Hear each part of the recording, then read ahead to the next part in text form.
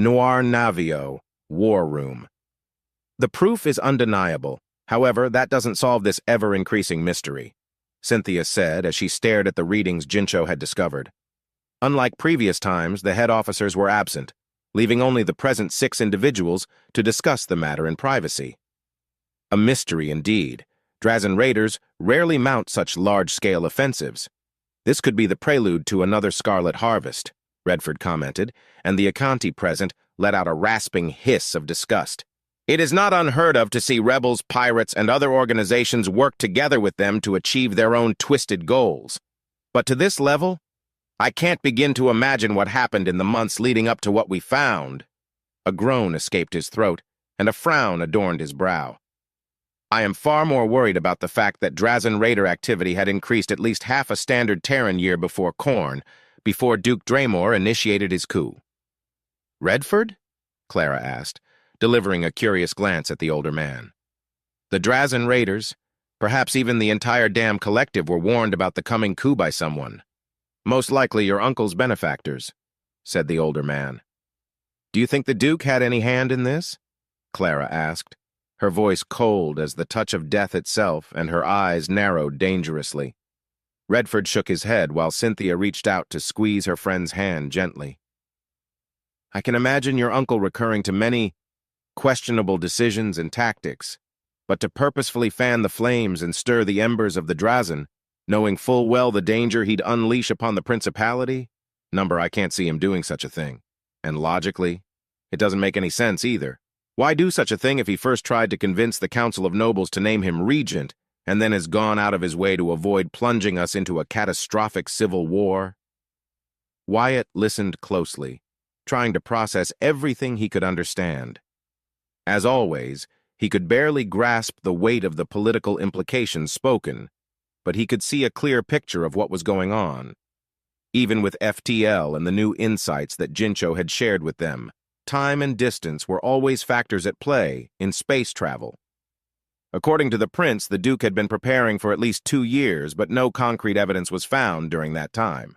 Then the Drazen were more or less invited to assault the Principality while it suffered from its internal conflict. More worryingly, at least in his opinion, the Duke had to be either aware of what was happening, choosing to do nothing, or he was unaware of the reason why the Drazen were assaulting with such force. He didn't know the Duke, but from everything he'd heard about the man, he doubted the latter option was even worth considering, which left only one option available. With it, only one answer resonated in his mind. A gamble, he said weakly, more to himself than anything, but all eyes turned to him. What do you mean, Wyatt? Asked Milcades. I'm likely wrong about this, but Duke Draymore knows about the increased raider assaults and incursions. Maybe he didn't call them, but he had to know they were coming in some way, right? But since he doesn't want a civil war to happen, then he let the Drazen in because he thought he'd be the Lord Regent, Wyatt explained. But as he spoke, the confidence behind his words grew little by little. Those that built the black ships called the Drazen to put pressure on the Principality. If the Duke failed to become regent, they would be a threat, and they'd be able to move far more easily inside the Principality. But if the Duke became regent, then he could rally the Royal Navy against the Drazen threat.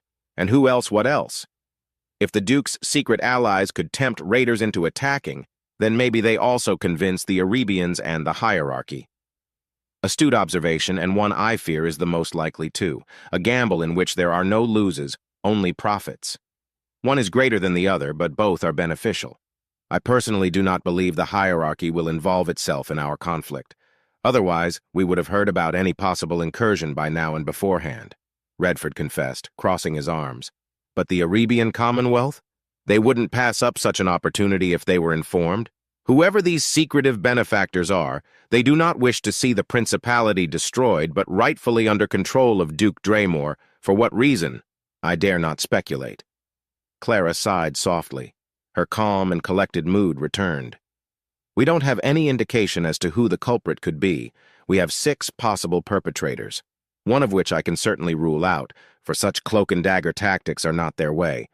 She paused for a moment to move a strand of hair away from her face. The diviners. Figures, Milcades agreed with a nod. Too distant, Too caught up in their own affairs. Too isolationist. Just getting to message them is a chore, he said with a chortle.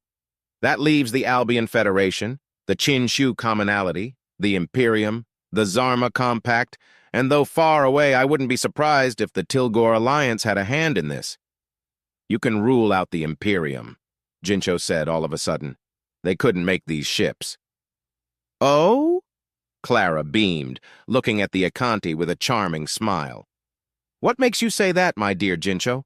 The Imperium is far superior in almost every regard compared to the Principality. Because pretty eyes, they have the tech, but the way the ship was made, from top to bottom, from the reactor to the service tunnels, and all the way to the electrical bits, and the design would make Imperium officials weep. Too smooth, too elegant. Imperium ships are more cramped, have fewer people in them, more firepower. Have seen a few wrecks and schematics before. Trust me, pretty eyes, the Imperium didn't make such beautiful ships, Jincho proclaimed with absolute certainty. You wouldn't happen to deduce who is responsible, now would you? Cynthia asked, raising an eyebrow. Not a chance, Jincho countered. I could still be wrong. Main manufacturers and styles are one thing, but the Noir Navio and more black ships could have been made by private organizations, powerful groups, independent, unaccounted, narrow a point of origin. I can do that, but I don't have permission to dig deeper, to tear and open, to understand and learn. Silently, Clara and Redford shared a glance, their pupils flickering softly for a few seconds before the princess returned her attention to the Akanti. And if you had the permission? Jincho bobbed his head eagerly, 6 eyes fixated on the blonde woman. I could learn many things, do many things. I'll need to inform my brother dearest before I make any decisions on this matter, Clara replied. Then she turned to Wyatt, her voice softening slightly. Is something the matter, Wyatt? Wyatt turned to face Clara, then nodded slowly. I'm thinking, he said with a faint frown. Clara, if Duke Draymore had become regent, would the Drazen Raiders have been pushed back and exterminated? That would have been the most likely outcome, yes, Clara replied without reservation. My uncle is a capable man. He would have rallied the Royal Navy and every other military branch to not only secure the safety of the Principality, but to reclaim fallen systems and crack down on criminal, rebel, and other such organizations with extreme prejudice. Being the Lord Regent would grant him an almost supreme but temporary authority to oversee the Principality's affairs as he deemed best. Wyatt's frown deepened. If he had become regent, the prince? He asked, not wanting to voice his question in full out of precaution. If he had objected against the decision of the council, our positions would be reversed, with us as the traitors instead of him, Clara revealed with a tinge of sadness. There is no point in dwelling on such matters. What has been done is done. We have much to plan for and a situation to resolve thanks to your little faux pas, Wyatt, she remarked with no ill will in her voice. Wyatt's expression shifted to one of confusion. What do animal paws have to do with anything? Cynthia closed her eyes as she took in a deep breath. Clara giggled. Redford shook his head. Jincho chirped, and Milcady smiled widely at his question. Faux pas, my dear Wyatt, is a way to describe an indiscretion or mistake made in certain social circles, Clara answered. The black-haired pilot understood at that moment what Clara was referring to. I don't suppose an apology will be enough. I'm afraid not, Wyatt. Do you understand the gravity of what your outburst caused and why it can be dangerous? Cynthia asked. Wyatt nodded, crossing his arms. I insulted their way of life and everything dear to them. Thanks to one of my squad mates, I've come to understand the position of the least privileged nobles better. His tone was serious and his gaze solid as he continued. But I don't regret what I said. We were lucky the plan worked out the way it did. Otherwise, I don't think many of them would have returned. That is one aspect, Wyatt. The other is that your words could easily be interpreted as you questioning the system and the Principality as a whole. It questions your loyalty and puts your superiors in a precarious position. They have every right to protest and point at what they perceive not only as an insult, but as a potential threat to the status quo. Redford sighed. It is all they know, all we know. It is an almost sacred thing deeply rooted in dogmatic tradition. It is how the principality works, is what they all think. To deviate from it is to question House Astor, the Council of Nobles, and the principality. Many rebellions, uprisings, and insurgent movements have been born of such opinions. To deviate from the norm is perceived as crass, barbaric, nefarious, dishonorable, and dangerous, Redford explained and warned simultaneously. We will handle that issue later. However, know that you will be punished to some capacity. Bluster or not, I can't simply dismiss their complaints, but I will not allow them to undermine you. Wyatt bowed his head. I understand, Commander. I will accept whatever punishment deemed fit. Good, Redford replied, then turned to Clara. For now, I shall explain my current plan of action. The map came to life. Thanks to their jammers, it's impossible for us to know their exact positions, but our long-range cameras were able to faintly detect their precious cattle ship, crippled by Operation Weedwhacker. 2 small dots appeared moving slowly toward the last known location of the shipyard. The torpedoes are making their way to their objective. They will be detected once their timers end and their thrusters reactivate. The Drazen will send out fighters to intercept and destroy them. The map focused on the Noir Navio, already leaving the 5th planet behind under moderate propulsion. Once I'm back on the bridge, I shall dispatch 2 more torpedoes directed at their cattle ship. That will force them to intercept the torpedoes. Wyatt, you shall take every available fighter we have and create a sphere around the Noir Navio within the protective curtain of our PD turrets. Redford paused, taking in a deep breath to calm himself. We're facing 2 cruisers and a minimum of 6 destroyers. 8 if the other 2 running patrol were ordered to return and protect the cattle ship, plus an unknown number of fighters, at least 4 frigates, and whatever other surprises their mobile habitat has to offer. Those fighters hunting our wing, for example, I've seen them before. An optimized model preferred by the Collective itself, the commander revealed. Does this mean the Collective is directly involved? Clara asked, as the whisper of worry could be detected in her tone. Hardly. The likely answer is that the Collective built the ship and the, let's us say, colonists took it for themselves. Maybe they were raiders from the start, maybe not. It doesn't really matter since they are here and down on the planet. We lack any data of what's happening planet-side, but we all know what their objective is, Redford declared dryly. Can we do anything for the inhabitants? They may be rebels and traitors, but, Wyatt asked tentatively. There's nothing we can do right now. We must first secure space superiority. Then we can worry about any theoretical next step. We've done everything we can to give us every possible advantage, but it won't last for much longer.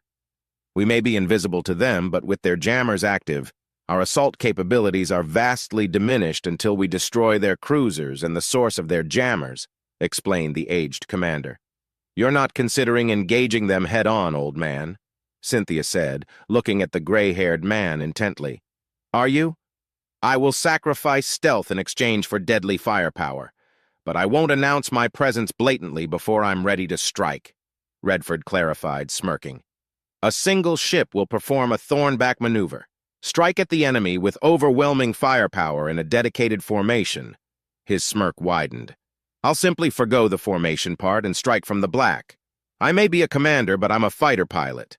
Old habits die hard. There was a moment of silence until Jincho stood to his feet and pointed at Cynthia. Question. Why not let Blue Ghost take command, like she did in Jintrax? Blue Ghost, Cynthia muttered with indignation as she stared daggers at the offending Yakanti, much to Clara's amusement.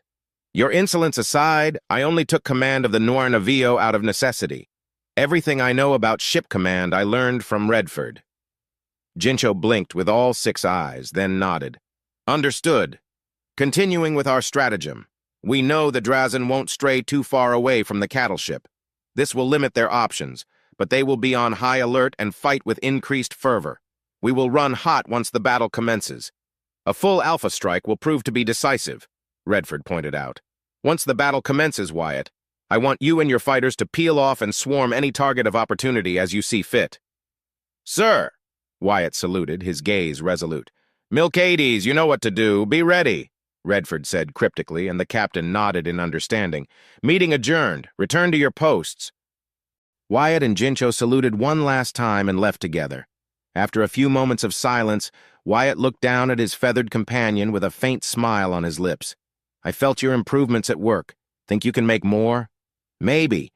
The data you gave me will help. Bring more data, more I can do. Jincho replied, rubbing his hands eagerly. Hope you survive. I like you, Wormbrain. Likewise, Jincho. Maybe it's because Volantis is infested with Clixal and other avian creatures, but I have a fondness for Yakanti in general, said Wyatt.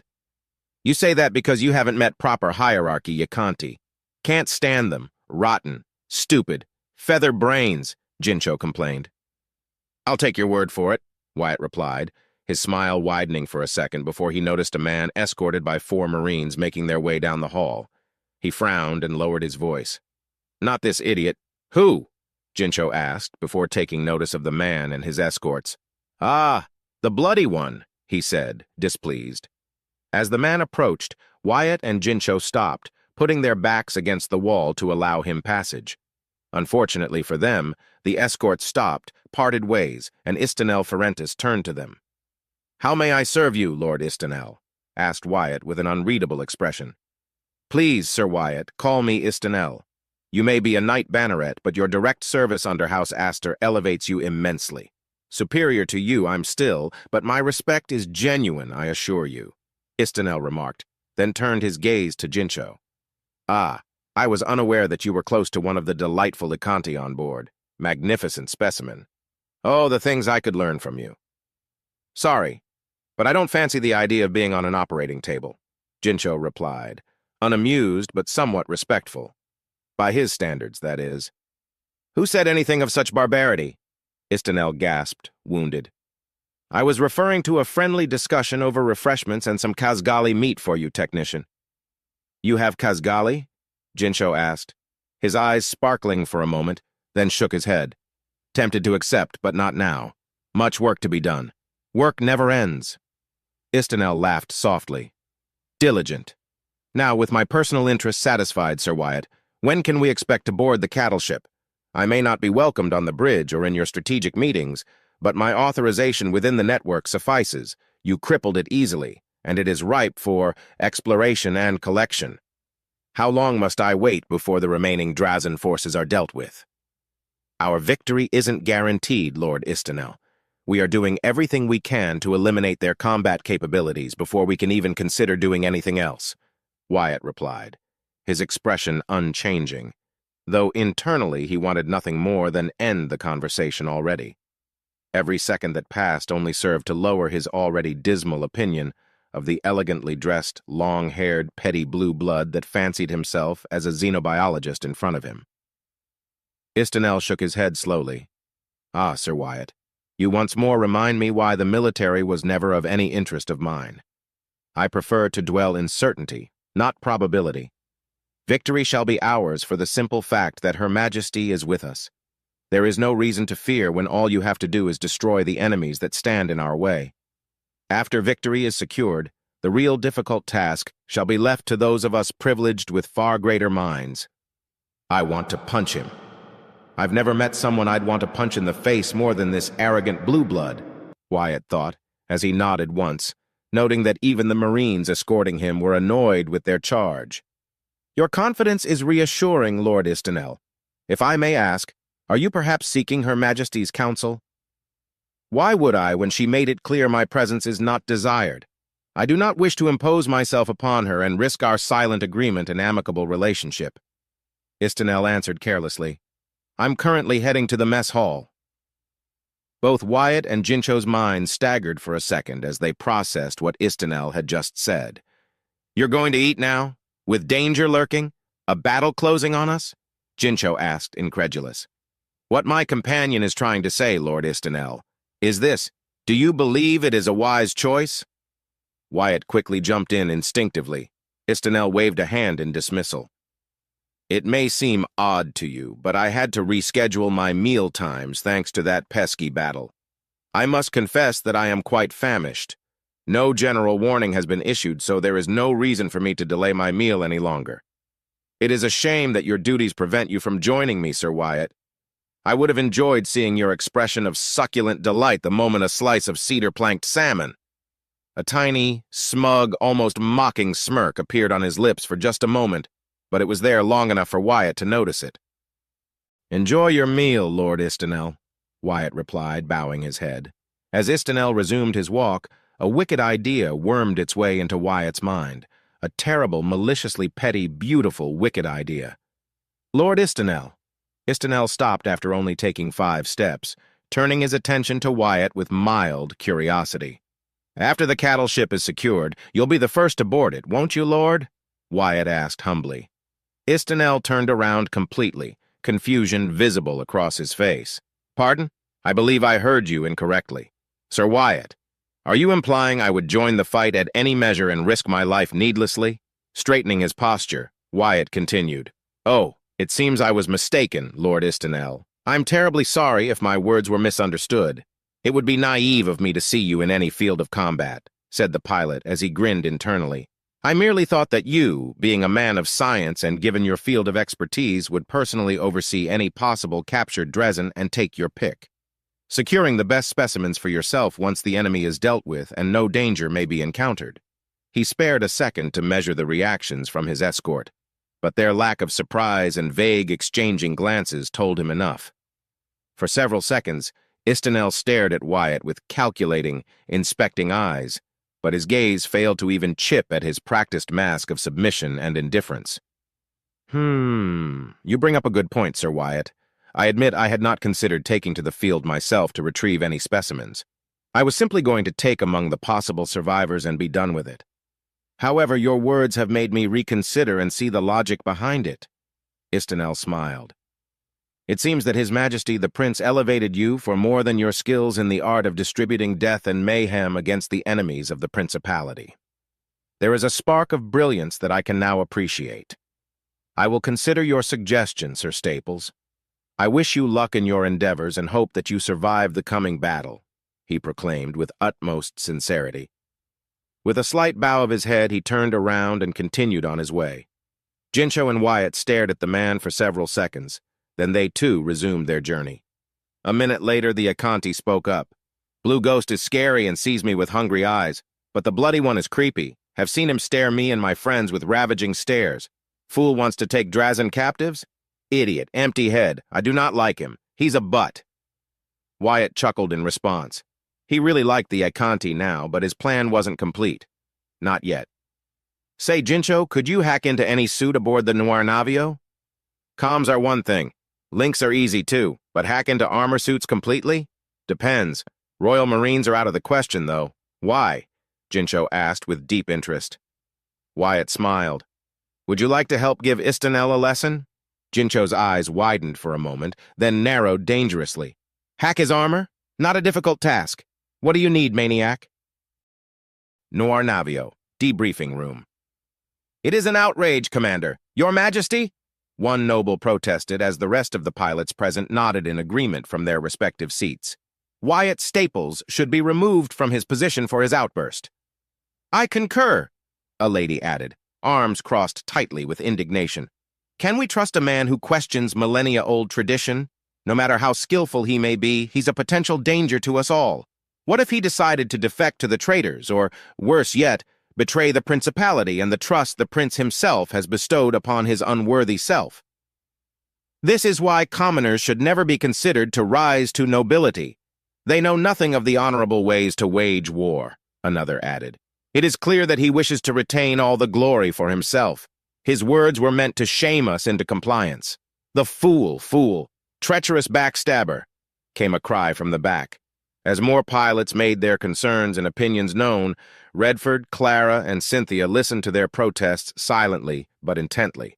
After leaving the war room, they came straight to the present debriefing room where every surviving pilot, minus the composters and the ones in medical, was present, summoned by the commander to voice their concerns. Expectedly, the more vocal ones had wasted no time in announcing themselves. The rest either gave them a silent approval or chose not to speak against them. A small group, mostly made up of commoners with only a handful of nobles in their midst, were disapproving of what was being said, but knowing they had no power or sway to compete, elected to do the only thing they could do: glare quietly. The aged commander glanced at the stoic Clara awaiting her signal. She barely had to lift an index finger a few seconds later for him to act. Slowly, he stood up and the barrage of complaints ceased. He looked around his gathered pilots, 62 in total. He stood straight, pressed his uniform, and took out his handkerchief only to properly fold it and return it to his chest pocket. He truly preferred his armor given their precarious situation, but protocol forced him to present himself in his uniform. When he was finished, he gazed upon his pilots again with a steely, unwavering gaze. I understand your frustrations. I've reviewed not only the battle footage, but the formal complaints and your own recordings as well. Her Majesty, Princess Clara Astor, he said, glancing at her and nodding once, has done the same, and we've reached certain conclusions regarding this delicate matter. However, it is prudent to make certain observations. Respectfully, Commander, but what else is there to consider? Asked one of the protesters. Wyatt Staples has insulted us. He has insulted you, his direct superior. He has insulted Her Majesty, Princess Clara. He has insulted the prince himself and the principality at large. His words cannot be interpreted in any other way. I agree on that last remark, Redford concurred, leaving the speaker and half the pilots present stunned for a moment. Lieutenant Wyatt Staples was reckless and didn't measure the weight of his words. There was no consideration in his claims. However, where you hear only insults and suspect treason, deception, and threats, I hear a deep-rooted lamentation and a genuine concern for the lives of others. Before any protests could arise, the large screen above him came to life. It showed not only sensor data, but the perspective from Wyatt's cockpit. Firstly, as you can see and remember, you were being pursued by a considerable force of enemy fighters and 4 frigates in hot pursuit. I'll be completely frank with you. Once I was informed of the number of enemies hunting you down, I expected no more than 20% of you to survive that encounter. If that. I considered a total loss to be more than likely. Can any of you argue against this information? He was met with silence for several seconds. Only grimacing faces and unintelligible grumbles could be discerned among his pilots until one was brave enough to speak up. Commander, while this is true, the tactics Lieutenant Wyatt Staples employed and had us follow were unconventional. Unconventional shouldn't be a surprise anymore when dealing with Sir Wyatt Staples, Redford replied, and the screen changed again, this time showing a very different situation. You've all seen the scanner recordings on Gintrax. Specifically, I am talking about the now infamously named the Woodshaft Ace. I have been authorized by Her Majesty to show you the fighter recording itself. Observe. Redford looked up, watching the recording he'd now memorized. The recording wasn't complete. It began from the moment Wyatt detected the Drazen fighters and ended moments after the last one was destroyed. And so it began. The desperation in Wyatt's voice, the quick turn from panic to righteous fury and resolution. It all happened so fast. The split-second decision to use his tactical mind in such a manner, the hard, bone-breaking turns, the lightning-fast reflexes, and that indomitable, terrifyingly focus and disregard for his own safety. But in the end, it resulted in his victory. Barely. The recording ended and he analyzed the expressions of his pilots. Most were in disbelief, others were simply stunned silent. Sir Wyatt Staples is an unconventional man who relies on unconventional methods as demonstrated. I do not have to remind everyone that, thanks to his planning, one stealth cruiser was taken down, and more importantly, how his unconventional tactics ended up saving not only my life, but that of our beloved princess, Redford said firmly, and everyone shuddered, unable to counter his argument. The screen shifted back to the first recording before he continued. Secondly, Wedge leaders, could any of you propose to me a viable strategy against such odds? The Wedge leaders, Alpha 1, Beta 1, and Gamma 1 exchanged glances. The first two stared down Gamma 1, the one among them who openly questioned Wyatt's orders in the field, and one of those who had sent a formal complaint. Outnumbered and feeling the pressure around him, he succumbed. Without relying on the lieutenant's tactics, I would have ordered the activation of our afterburners and a scattering of our forces. I would have also used the commoner pilots as a screen to delay as many enemies as possible, sir. Thank you, Rupert Jelani. What about you, Samshal Ortensi and Viviano Divisetti? Redford pressed on. An all-out counter-assault. Better to die in glory than to allow capture or worse, replied Viviano Beta 1. Scatter and follow standard procedure, replied Samshal rather unimaginatively. Know this, I do not condone your answers. They are expected. Our general strategies, contingency plans, emergency protocols, and battlefield tactics are ingrained into us from the moment we enter the academy. To think that we, as pilots, are offered far more liberty of independent thought as battlefield circumstances are ever-shifting speaks volumes. Redford, stopping himself from saying anything too damning, but just enough to let his words sink in. Now watch, he said as the video began to play. Panicked cries and declarations of certain death were heard, but Wyatt never wavered. The audio had to be edited slightly, eliminating or altering some of Wyatt's private comments to avoid fanning the flames of the offended nobles. The recording proceeded until the first missile minefield was reached and its subsequent result and discussion. The video paused. As you can clearly observe, Lieutenant Wyatt was quick to understand that a head-on engagement was preposterous and would end in a total loss. Instead, he opted for another approach. The screen zoomed to the reading that showcased the potential shield strength of the enemy fighters. His focus was not to destroy, but to search for an alternative. He found it. The video continued up until his new strategy was formed and then shared with the wedge leaders, seeking their input. I want you all to think deeply about what just happened here. Your wing leader was not only able to form a viable plan of attack, he did so under pressure, knowing his limitations, taking into account the enemy's strength, and how were they likely to respond, and then shared the information with those that needed to know about it, not as a direct order, but seeking more options to further adapt his plan, all to increase the probability of success as much as possible. Cowardly tactics conjured by an honorless Cretan, one complained. That may be so, but had he chosen a conventional approach, it is likely none of you or just a handful would be here now. Redford knew he was laying it thick on them, but they had to acknowledge that Wyatt had saved their lives. The recording continued up until the plan was executed, and Wyatt issued the command to engage the surviving enemy. Unconventional plan. Thinking outside the box. Wyatt Staples is callous and brutal, efficient and deadly. His plan showed no remorse for his enemies. A cowardly trap to some, a brilliant gamble to others. Had just one element failed, the consequences would have been devastating. Before we continue, and despite your protests, I wish to congratulate you all for obeying your wing leader's orders. I am aware of your personal misgivings and doubts leading up to this precise moment, but you all decided to follow him, for he signified your best chance of success and survival. Lastly, look closely. The recording resumed playing, and the battle was revived before everyone's eyes. Redford glanced back at Clara, who pretended to remain stoic and ever dignified, but he just knew she was screaming internally. He wondered how many times she'd replay the footage in her private time.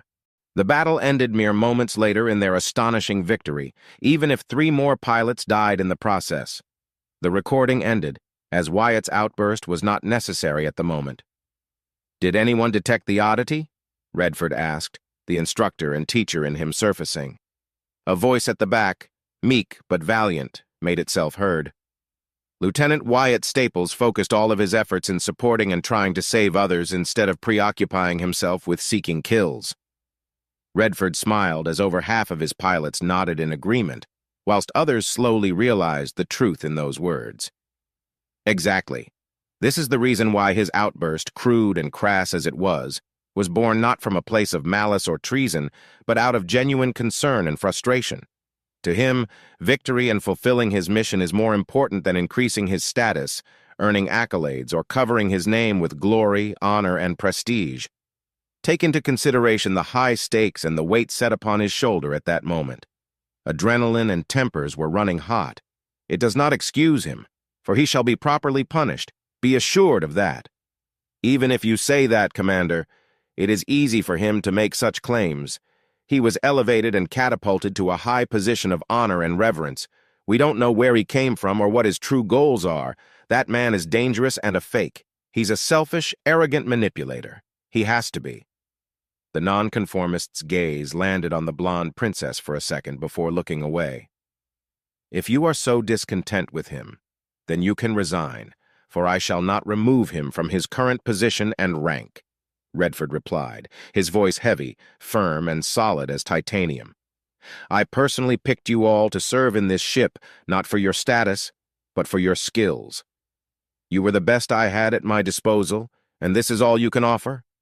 His cybernetic eyes set upon all of them at the same time. You dare insinuate that he's been privileged to an obscene capacity, that I, and Her Majesty, no less, are here before you, listening to your complaints and giving you due credit, isn't proof enough that you are valued? I could have disregarded your complaints without giving further thought or notice. Or have you forgotten that this vessel is not part of the Royal Navy itself? Taking her cue, Clara stood up and every pilot present froze. This is my ship. Royal Navy standards and their usual regulations are, simply put, a mere suggestion to me, for it is I who hold supreme authority on the decisions carried at all times. I have heard you all, and I respond with the following. Resign those who cannot accept the coming changes, for there will be many to come. If you are so weak-willed as to be timorous, defeated by actions performed out of necessity and circumstance, then leave in shame, return to your homes, and don't pester me again with your infantile misgivings, said the princess with absolute authority. Or, she continued, her tone shifting to a warmer, welcoming one that made every pilot look at her in mild confusion. You can stay and serve diligently as loyal sons and daughters of the principality. As proof of your service, your records shall be treated as special postings. Your salaries will remain the same, but each year of service will count as 2.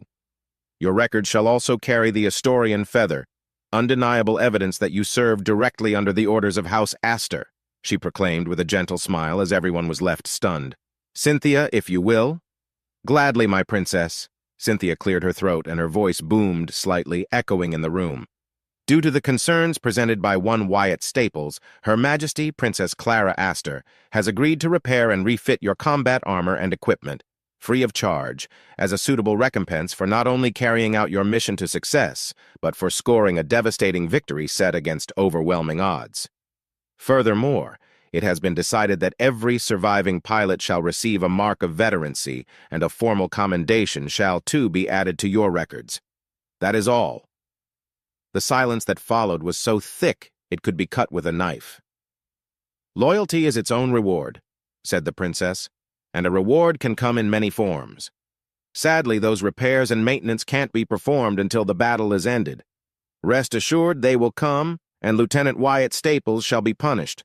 As a precautionary measure, every scored kill achieved during the skirmish shall be denied to him. Now, you're all dismissed. The pilots, one by one, stood up, bowed deeply before the princess, or proclaimed their unflinching loyalty to the principality. Sometimes both. Once the trio was alone, Cynthia shook her head. Was that needed, Clara? So much unnecessary flair. Where is your love theatrics and drama, Cynthia? Clara argued, crossing her arms. Don't you agree, Redford? It has its uses, replied the older man in a non-committal manner. You are quite fond of them after all. Only if they can serve a purpose, Clara countered, and serve us they did. You're not concerned that you may have overindulged them? Cynthia asked with disinterest. I'll shatter the fangs of any pretentious snake who believes they can bend you to their capricious, tedious, and selfish needs, my princess. It is always a possibility, but a moment of annoyance is not worth my attention. By giving them the small things and some praising words to stroke their egos, the loud voices will be silenced, the undecided shall find new purpose, and the silent supporters will be emboldened, reassured and put to ease. Her good mood shifted instantly, and her serious expression returned. Can we win, Redford? I like our odds, replied the aged commander. They're not the best, but they are favorable. He paused for a moment. Battles can be chaotic and ever-shifting, he warned. Clara closed her eyes, then opened them as she turned to her bodyguard. Then let us prepare for any outcome. If we must flee, you have my permission to do so. Don't let that be a last resort, Redford. If you deem the situation to be unwinnable, do as you must, the blonde woman ordered. And may fortune favor us. Wyatt Staples rechecked his systems for the 7th time in a row in an attempt to quell the nervousness that coursed through his veins. Equally so, the fire in him burned brightly for the same reason. cold and warmth to different forces that collided within him until only that familiar, welcoming, sometimes gentle, sometimes strenuous focus would eventually remain once the chaos of battle started. All systems checked. No deviations or errors were detected, the AI announced once again, his only company as he flew closely to the Noir Navio alongside the rest of his fellow pilots. The wing had been reduced to a little over half its original strength, from 80 fighters to now only 54. The technicians and mechanics had done everything in their power within their limited window of opportunity. 14 fighters had been deemed too damaged to serve another mission so soon properly. The rest had been restocked, checked, and finally given the green light to be manned. And now here he was, minutes away from another battle against the beings he hated more than anything. His armored fingers danced over his controls, and with a simple command, one of his screens presented to him what the external cameras were seeing. Off in the distance, zoomed in, he could see the cattle ship slowly spinning in place. Moving its focus to the side, the smaller figure of a cruiser, the almond-like shaped ship that was Commander Redford's first objective. It wouldn't be much longer before it detected them. Out of reflex, Wyatt shifted the camera's attention to the Noir Navio, just in time, too, as he witnessed the bays opening to reveal the 8 plasma cannons, 4 at each side of the ship. Unlike the black exterior of the Noir Navio, the cannons had an opaque yellow color across their surface. They stood out against the ship's hull in a beautiful contrast that was soon joined by the heavy laser turrets and the railguns. The laser turrets were enormous, a single long, thick barrel that promised death. Much like the railguns, though placed closer to the ship's center, 2 turrets were located on the top and 2 on the bottom, 1 on each side. The missile pods also came out. Though smaller compared to the other weaponry, they were located closer to the stern, lined up in 2 groups of 4. Finally, the PD turrets, all 50 of them, were scattered across the hull of the ship in what at first glance would look like a haphazard distribution. But after seeing them in action, they created a bubble of death that could defend the Noir Navio effectively from any direction. The torpedo launchers were located at the bow of the ship. That only left the most deadly weapon at their disposal, the spinal-mounted pulse beam cannon. After his limited experience commanding the deadly assault destroyer, he was more than aware that missing was not an option. The pulse beam cannon was meant to be either a decapitating first strike or a finishing blow. It would need at least half an hour before it could be fired again. "We can't afford to miss if we want to survive," Wyatt muttered weakly. Already his sensors could detect a quick buildup of energy coming from the Noir Navio. As much as he hated the Drazan, their jammers were inadvertently helping them in that regard. Thanks to what information he was able to scrounge up in the past, he knew the Drazan were not immune to their own jamming effects. They could only significantly diminish their effect. He didn't understand the science and mathematics beyond how the jammers worked. All he knew was that it worked similarly to the scanners, but in reverse. Both required a tremendous amount of energy, so only big capital ships, at least cruisers, could mount them. Most scanners were relegated to large stations or habitats for that same reason, where the scanners worked by creating small FTL ripples across the hyperluminical dimension to detect pretty much anything on a small corridor and see their movements practically without time lag. The jammers disrupted whatever the hyperluminical dimension was in small ways. The Drazan, through the use of their jammers, were able to disrupt the electromagnetic laws in subtle ways in a large area. It made communication basically impossible at long ranges, and sensors had their range vastly reduced. And unlike scanners, which due to their constant focus alerted anything capable of detecting warp signatures to know they were being watched, jammers didn't give their location away right away. It was a brutish form of stealth, but one that worked well and gave them a significant advantage in combat against any conventional enemy. The Noir Navio wasn't. Staring at his screen, he marveled at the now fully armed and prepared black ship, ready to deliver a devastating alpha strike upon the murderous, wretched Drazan. Outwardly, he could only imagine what Commander Redford was going through. Internally, a tinge of envy touched his heart, but he shook his head a second later. Focusing on the task at hand, he noticed that the heat signatures of the Noir Navio suddenly spiked and a blue light appeared at the ship's bow. The time had arrived, and he clutched his controllers tightly. "Burn, burn, burn," he muttered through clenched teeth. A second later, a beam of superheated particles erupted forward, but not alone. The railguns too fired, each firing against different targets. A swarm of missiles was let loose as every pod launched missiles as fast as the system could reload them.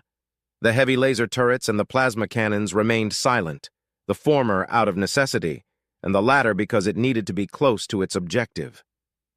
Wyatt switched the view of his external camera just in time to see the pulse beam impact the shields of the Drazen cruiser, lightening up in an almost blinding spectacle as the ship's shields were pushed to their absolute limits in a futile attempt to withstand the devastating assault. The shield glowed brightly, then they were gone faster than his eyes could perceive. A second later, the cruiser was pierced and gutted. Commander Redford had aimed for their center where their main deck would be located. The blue beam of light died off, revealing a gaping hole on the cruiser's hull that exited on the other side. The pilot had only a moment to smile before the cruiser was beset by several internal explosions that ended in a powerful detonation that created a small star that illuminated the dark side of the planet, floating peacefully behind the accursed cattle ship. The response was immediate as his sensors picked up more details, its strength severely reduced in but an instant. Now he could see the Drazen's movements. The remaining cruiser and the 8 destroyers moved in response to the aggression, taken entirely by surprise. 2 of the railgun shots missed their mark by a fraction of a second, but the other 2 hit, pummeling against the shields of 2 destroyers. Fighters began to pour out of the remaining cruiser, quickly adopting attack formations now that the Noir Navio had been detected. Commander Redford's decision to sacrifice stealth for more firepower was a risky one, but given their circumstances, it was their only viable option if they wanted to end the conflict as quickly as possible. It made sense to him, too. Sure, the Noir Navio could have struck against the cruiser and run away, trying to remain hidden as it slowly vented out the heat generated by the spinal mount. In theory, that was the more sensible option and a feasible one, too, since the Noir Navio was faster than the Drazen ships, but that would only end up playing in the Drazen's favor. But a single fighter maintaining visual confirmation of the Noir Navio could easily ruin its stealth capabilities. More importantly, however, if the damage done to the cattle ship's systems were repaired, there was no telling what the Drazen would do then. Losing that ship over a protracted battle and a constant chase that could last days was something they couldn't afford. He wanted secure that damn ship as much as Clara did, that was for certain. As much as he disliked headstrong assaults, he recognized the need for them in such circumstances. Suddenly, his sensors detected something that froze his blood for a moment. The cruiser, the destroyers, and the 4 frigates were launching missiles without stopping. In just 10 seconds, over 2,000 missiles were flying toward the Noir Navio, with more following. Of course, the Noir Navio's swarms of missiles continued to pour out, all of them well underway toward their objectives. The shields of the Noir Navio lit up across several sections, easily withholding laser fire coming from the Drazen ships. 2 torpedoes were launched, aimed at the cattle ship itself. The railguns kept firing, scoring more hits as the distance between the 2 opposing sides closed with each passing second. To him, every moment that passed was a mere flash before his eyes as the PD turrets began to fire. Scores of explosions illuminated the darkness of the void as missiles that threatened the Noir Navio were destroyed. Across the blackness, the Drazen did the same. But in both cases, not all missiles could be stopped. Several impacted invisible space before they could touch the ship's hull, momentarily glowing with an intense azure color at the center of impact. A lonesome destroyer was overwhelmed by the sheer volume of missiles, flickering out its shields before 2 railgun shots pierced it. Seeing an opening, 2 heavy laser turrets shifted their focus to it. The sides of the turret glowed with an intense violet color, and while he couldn't see it with his own eyes, his sensors picked up the focused beams that tore the starboard side of the claw-shaped destroyer, melting its hull and cutting through bulkheads, though it wasn't enough to kill it. A frigate wasn't so lucky, as missiles took away its shields only for the other 2 heavy laser turrets to bisect it, turning it into lifeless hunks of metal. Now it was the Noir Navio's turn to feel the sting of railgun strikes, with a dozen focused impacts that put its double-layer shielding to the test. Commander Redford replied to the gesture in kind, with 3 railgun strikes impacting another destroyer. 2 ruptured its weakened shields, and the third hit its engines, shearing off one of them clean with an explosion that made the destroyer tumble for a moment. Wyatt focused on it. "Everyone, target the destroyer designated D2. Alpha Wedge, ready your tactical mines. Everyone else, clear the way and aim for their PD turrets," he ordered, while already burning fast for their designated target. Nornavio Bridge. Redford Kalen frowned deeply, gritting his teeth as his attention was divided across several possible objectives. Over 500 fighters were burning fast and would be within PD range in less than a minute. Already, laser and kinetic PDs were at top performance trying to decimate the incoming missiles.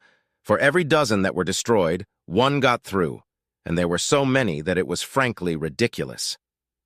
With a mere thought, he noticed that the 2 torpedoes currently heading toward the shipyard came to life, burning at max speed. In the span of only 10 seconds, the railguns fired again, a shot missed, 2 impacted against the remaining active cruiser, and the last one hit another frigate, nearly depleting its shields.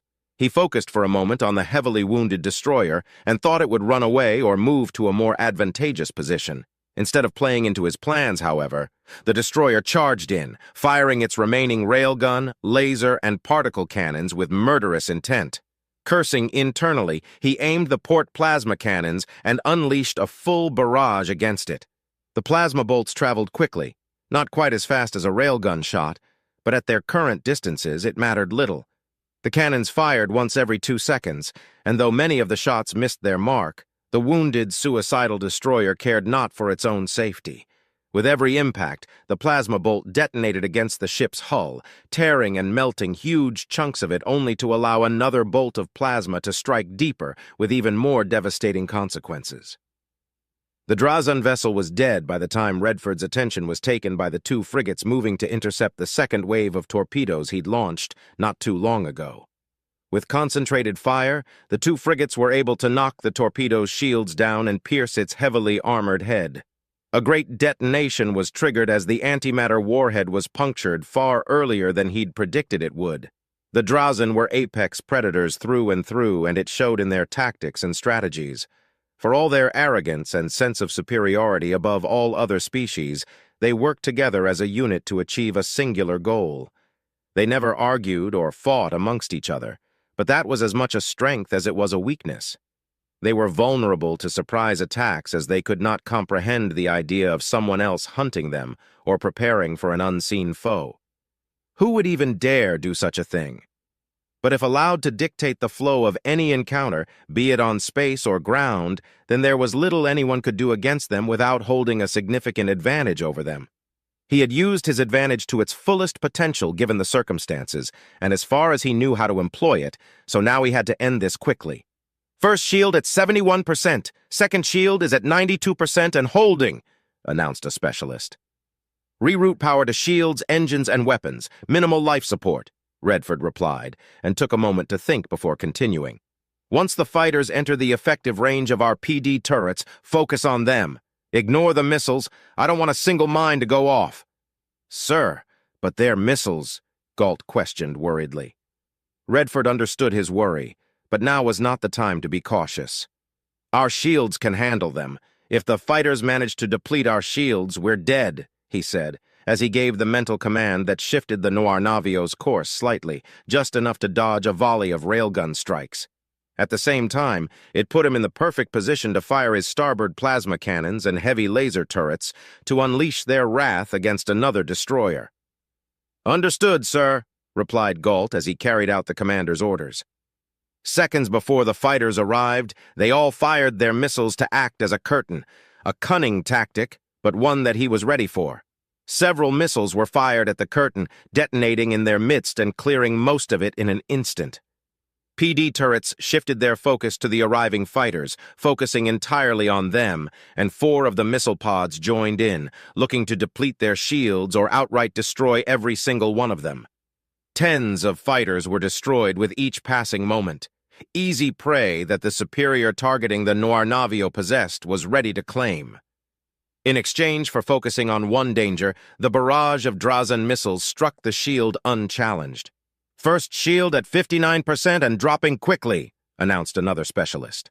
Redford remained as collected as he could, firing all railguns at the cruiser as it changed trajectory, revealing a collection of particle cannons. It fired, and a second later every shot impacted, but the railgun shots hit their mark, finally depleting the shields of the monstrosity. "Hard turn to starboard," Redford ordered, and the entire ship seemed to groan as the dampeners worked overtime to keep everyone from fainting or worse. With a mere thought, his order was carried, and 2 more torpedoes were launched directly at the cruiser. It was soon followed by a barrage of missiles that quickly flew past the torpedoes, covering its advance. Some fighters turned around in hot pursuit of the torpedoes. Shifting his attention to the crippled destroyer, he saw his fighters peeling away from it. A few moments later, and while trading shots with 3 destroyers at the same time, Redford watched the destroyer, D2, turn into debris thanks to well-placed tactical mines. His momentary joy didn't last long as his third wave of torpedoes was destroyed. A few Drazan fighters had sacrificed themselves in order to stop them. Suppressing a wave of frustration, he focused his attention on another wounded destroyer. Unleashing the heavy laser turrets, all 4 of them gutted the claw-shaped ship until another brief, miniature star illuminated the darkness of the void. "First shield at 23%. Second layer is at 80%. Drazan fighters eliminated, shifting targeting to missiles. Drazan frigates have destroyed the remaining torpedo before it could reach their objective. Drazan cruiser has us locked in. They're firing again." 5 remaining cruisers, 3 frigates, and the cruiser still remained, and he was starting to feel the strain of commanding such a powerful vessel creep into his mind. Regardless, his task was not yet done. But why haven't any of them moved to intercept the first torpedoes? The shipyard is of no strategic value as it is now, but the docked cruiser should be... What are they planning? He thought worriedly. Pushing his concerns aside, he took quick notice of his fighters and saw, with great delight, that with no enemy fighters near to protect the damaged frigates, they were now going after them. The lonesome frigate would be their first target, or so he thought, but much to his surprise, only 2 squadrons moved against it. The composters were leading the rest against the other 2. Simultaneously, he fired 2 railguns at the nearest destroyer and fired a barrage of plasma fire against the cruiser, happily pummeling his shields with railgun, particle, and laser fire. The shields won't hold out for much longer. If I were commanding a battle cruiser set against these same enemies, I would have lost in half the time under this amount of firepower. Then again, if I were commanding a standard battlecruiser, I wouldn't have considered assaulting the Drazan in the first place, he thought grimly, as he watched with satisfaction the power signatures of the destroyer dying off quickly, reduced to a crippled, drifting hulk. The cruiser proved to be a much tougher target, and while the plasma barrage was doing damage, the 3-kilometer-long, kilometer-and-a-half-wide ship had enough armor to simply absorb the damage and keep firing undisturbed. Suddenly, as he was about to fire on the cruiser once more, the signals of his first torpedoes went out. He didn't need to guess that the 2 other destroyers were responsible and were rushing to aid their brethren. "Missile ammunition at half capacity across all pods. We're burning through them too quickly." Heat sinks all across the ship are reaching their maximum capacity. We're now well above the recommended battle-approved limitations. "Commander, the first shield has been shattered. The second layer is at 62% capacity and dropping." Redford winced as a painful shock coursed through his mind. He felt the shield die before the officer made the announcement. He, too, could feel a gradual but intense heat spreading across the entirety of the Nor Navio's interior, threatening to suffocate, burn, and cook everyone aboard if the temperature kept rising past the limits the heat sinks could provide. For a brief moment, the aged commander considered the option to retreat, to flee in disgrace from the enemy, but by doing so, ensure the survival of Clara and everyone on board. He had her blessing and permission. There would be no shame in fleeing. Undeterred and ignoring such thoughts, he pressed on. He could still see the possibility of victory at hand. With a thought, the Nor Navio made another turn, this time adjusting its angle to face the cruiser head-on. With great fury and determined to bring his enemy down, all weapons fired upon the cruiser, while the PD turrets struck down scores of missiles now coming from every conceivable direction. The heavy lasers scarred its hull, the railguns pierced through several bulkheads, but failed to hit anything vital. The plasma bolts struck with great impacts while digging into the ship's entrails, and finally, amidst the chaos, 2 more torpedoes were unleashed, their thrusters burning at full capacity from the start. No bold strategy was needed this time. No underhanded tactic, no unusual approach. The Noir Navio made a hard turn upward and then to port, moving as quickly as possible away from the cruiser that too late realized what was going to happen. It tried to take down the torpedoes, but several of its particle cannons and railguns were now ruins alongside. Its available PD turrets lacked the firepower to chew through the shields and armor, and its only viable weapon, their favored laser turrets, wouldn't be able to deplete their shields in time. The cruiser fired its retro thrusters and tried to veer off, but it didn't work. It was of no matter, for the result would be the same. The torpedoes made their mark within moments, easily passing through its many gaping wounds. Then, a huge detonation erased the cruiser from existence in a cloud of pure energy. With its death, the jamming came to an abrupt end. Redford let out a breath of relaxation as the strain on his mind diminished considerably now that the ship's sensors and communication arrays were restored to normal. But the battle wasn't over yet. Seemingly distressed by the destruction of their last remaining active cruiser, the destroyers staggered long enough for him to adjust his vector approach and fire another barrage of missiles and railgun strikes. The railguns struck instantly now that the destroyers were within effective range, scoring another kill as the reactor was punctured and went critical. That shook the remaining 3 destroyers out of their stupor, firing their weapons and calling for retribution. "Gah!" Redford exclaimed, gritting his teeth as the shield was impacted by a barrage of railgun strikes and particle fire that finally took it down. The shock had been far more intense than he thought it would, but the pain passed quickly. A quick inquiry revealed that the Noir Navio's shields had been severely depleted by the cruiser's last assault, and the shock wave of its cataclysmic destruction punished it further. It had been just a momentary respite, and it cost him dearly. "Commander!" Galt and several others cried out, worried. "Keep firing! Keep firing! Destroy the remaining ships!" Redford cried out as several impacts tore apart the outer hull of the Noir Navio. To him, it registered as nothing more than a numb, hollow sensation, but it was there. Its reinforced titanium armor provided spectacular protection, while its nano-enhanced carbon polymer ensured that while damage would be taken, it would be minimized as much as possible. "Taking damage, sir. Our bulkheads are holding, but they won't be able to withstand any concentrated fire for much longer," someone announced, but he paid it no mind. He had 3 destroyers to kill before the 2 remaining destroyers arrived within range. Already they were launching missiles, but with their numbers lessened and ammunition severely depleted, they were now only a nuisance. Checking the heat skins, he made a split-second decision to unleash a final full barrage of plasma cannons and heavy laser fire upon 2 of the remaining destroyers. It wasn't a difficult task, as the 3 of them were now on a suicidal run, attempting to ram themselves into his ship. If there were any doubts before, they were gone now. The cattle ship was too important for them, enough to willingly sacrifice themselves if need be in order to protect it. The first destroyer, already heavily wounded by railgun strikes and several holes left by missile explosions, was turned into a drifting hulk as it was struck by several plasma bolts. The second destroyer was unable to resist the focused fire of all heavy laser turrets aimed at its center. There were a series of explosions and the ship split in half, each part drifting in different directions. But the Noir Navio didn't come out unscathed. "Deck 22B has been breached. Lockdown is in effect. Deck 3C has been destroyed. No survivors detected. Multiple hull breaches and fires detected across decks 6 to 9. Superior starboard heavy laser turret destroyed. I repeat, superior starboard heavy laser turret destroyed. PD turrets 4, 17, 22, 23, 25, 31, 37, 45, and 49 have been destroyed." With a thought, Redford fired all railguns at the remaining destroyer, puncturing it without remorse. The ship didn't explode, but as its power signature died out, he could now focus on the coming 2 destroyers.